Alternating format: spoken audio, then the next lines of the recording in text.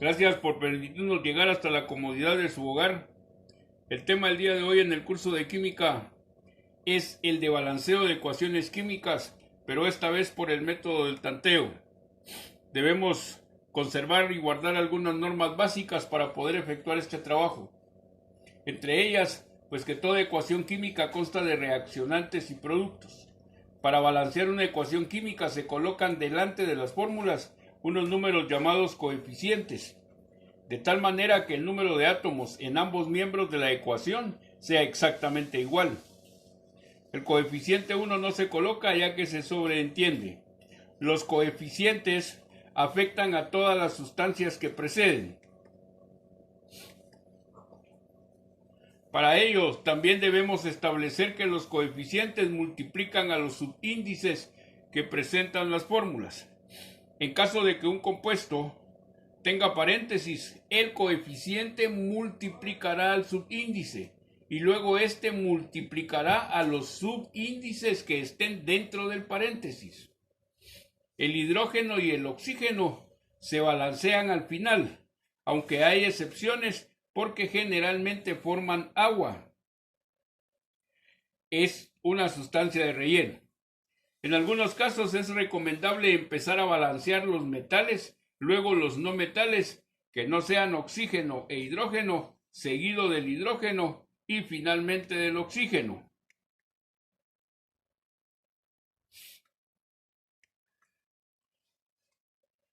En un compuesto simple, vamos a calcular el número de átomos de ese mismo compuesto. Tenemos aquí dos moléculas del fosfato de calcio. Significa entonces por los valores numéricos y por la ocupación que tiene cada número dentro del compuesto que existen 3 por 2, 6 átomos de calcio, 1 por 2 y por 2, 4 átomos de fósforo y 4 por 2 y por 2, 16 átomos de oxígeno. Vamos ahora a trabajar con el balanceo de una ecuación química por el método del tanteo. Y tenemos ahí dentro del compuesto el óxido férrico más agua y luego el ion hidroxilo y el hierro. Para balancearla necesitamos que todos los elementos tengan el mismo número de compuestos y de átomos tanto de un lado como del otro de la ecuación química. Utilizamos el conector como igualdad y establecemos la cantidad de átomos de cada elemento de ambos lados del compuesto. En el primer caso, vemos que del lado izquierdo hay 2 átomos de hierro, mientras que del lado derecho solamente uno. 2 átomos de hidrógeno del lado izquierdo y 3 del lado derecho. 4 átomos de oxígeno del lado izquierdo y 3 del lado derecho. Buscamos entonces al azar un valor numérico que nos permita establecer algún balanceo. En el producto de la reacción vamos a colocarle 2 moléculas al ion hidroxilo y al hierro.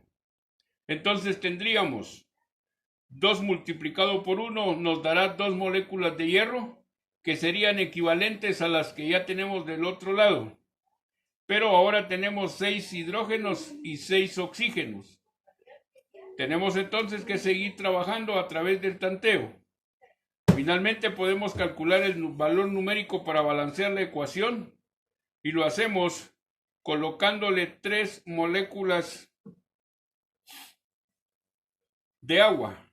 Y entonces tendríamos 2 moléculas de hierro del lado izquierdo y 2 del lado derecho. 4 hidrógenos de un lado, 6 hidrógenos, de un lado y 6 del lado derecho. Y finalmente 6 oxígenos del lado izquierdo y 6 oxígenos del lado derecho. Por lo que finalmente se calcula el valor numérico para balancear la ecuación.